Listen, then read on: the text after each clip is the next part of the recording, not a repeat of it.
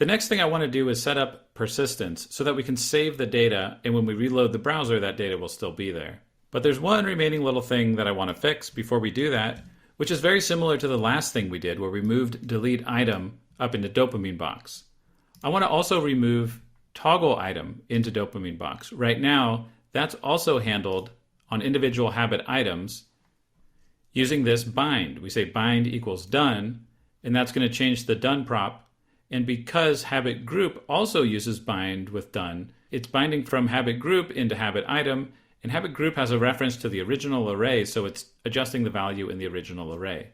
Now I think bind has served us well, but it's time for us to break free from bind and use regular events to set this up so that we're doing all the data manipulation inside of our Dopamine Box tag, which will keep things a little bit more clean. And we're not even allowing editing habit name anymore, so we can definitely remove bind for that one. And we're just passing in a regular old prop now, habit.name. And we're going to do the same thing for done.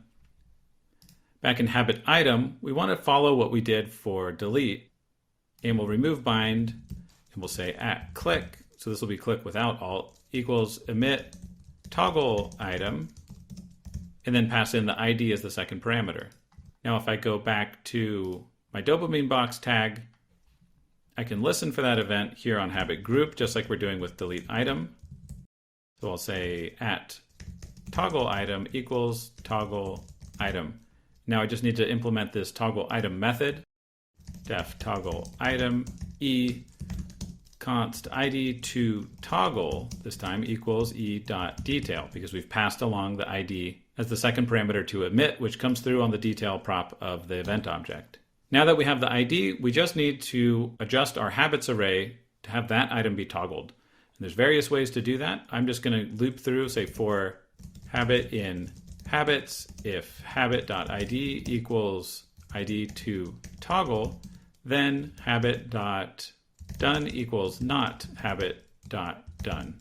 So this little bit of code will loop through each habit if it finds the one with the ID we're looking for. So let's make sure that still works. If we can still toggle these, I think we're good. Okay, now that we really have all of our methods that manipulate our application state up here in Dopamine Box, it's going to be easy for us to implement our persisting of data, because all of the places where we need to persist data are the places where we change the data that underlies our app. And those are all right here, easy to find, so we'll do that in the next lesson.